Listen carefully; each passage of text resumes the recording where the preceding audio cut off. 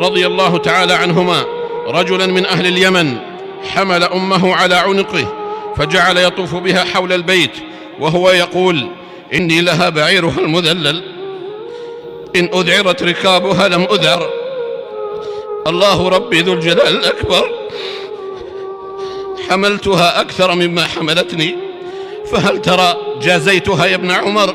قال: لا، ولا بزفرة من زفراتها، يقصد زفرات الولادة. لقد ضرب لنا سلفنا الصالح أروع الأمثلة في البر بالوالدين، حتى إن أحدنا ليحقر بره أمام برهم، وإن من برهم بوالديهم ما جاء عن أسامة بن زيد، فقد كانت النخلة تبلغ بالمدينة 1000، فعمد أسامة بن زيد إلى نخلة فقطعها من أجل جمارها، فقيل له في ذلك فقال: إن أمي اشتهته علي، وليس شيء في الدنيا تطلبه أمي أقدر عليه إلا فعلته.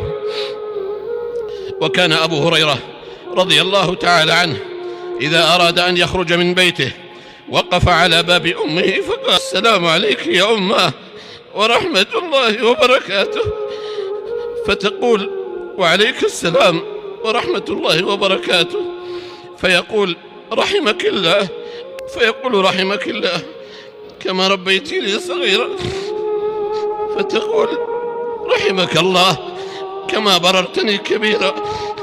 وقال سعيد بن سفيان الثوري: ما جفوت أبي قط، وإنه ليدعوني وأنا في الصلاة غير المكتوبة فأقطعها له. وعن عمر بن ذر أنه لما مات ابنه قيل له: كيف كان بره؟ قال: ما مشى معي نهارا قط إلا كان خلفي، ولا ليلا إلا كان أمامي، ولا رقي على سطح أكون تحته.